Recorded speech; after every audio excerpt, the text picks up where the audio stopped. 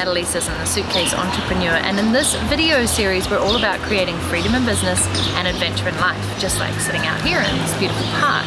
And I had a great question from one of my readers, which is from Tia Lloyd, and she says, personally, I'd love to know more about location independence as it applies to staying locally or working from home, which is a really interesting topic. I'd love to become more nomadic around my own city and plan work days where I grab the laptop and go. So I'd love to know your do's and don'ts, types of places to seek out, any handy tools to bring along, and tips for structuring your work time. Basically, any advice to get us the heck out of the home office and around some real life people, which I really love as a topic.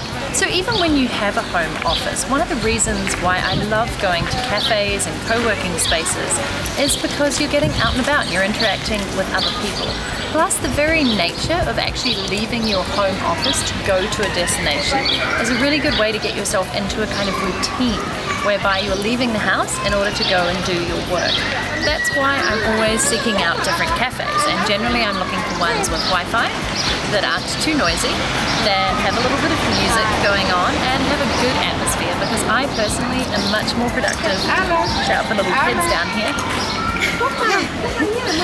I'm much more productive around other people, and sometimes just listening to the conversations when you're in the cafe can spark some creativity, and it just helps me as a worker. Now, if you really need quiet space, and that's when I think co-working spaces are really good, because they're quiet and there's offices and dedicated desks, you can still mingle with people, meet them over coffee, and actually work with other entrepreneurs who are in the co-working space. So that's what I'd suggest for working places.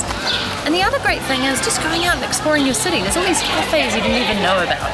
So how do you find them? Well, you can look up something like Yelp, a service that shows you where great cafes are, and you can also see whether they have Wi-Fi.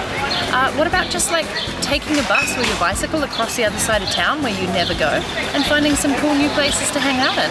It's really like rediscovering your city, and while you're at it you can take an hour or two off and become a tourist in your own city.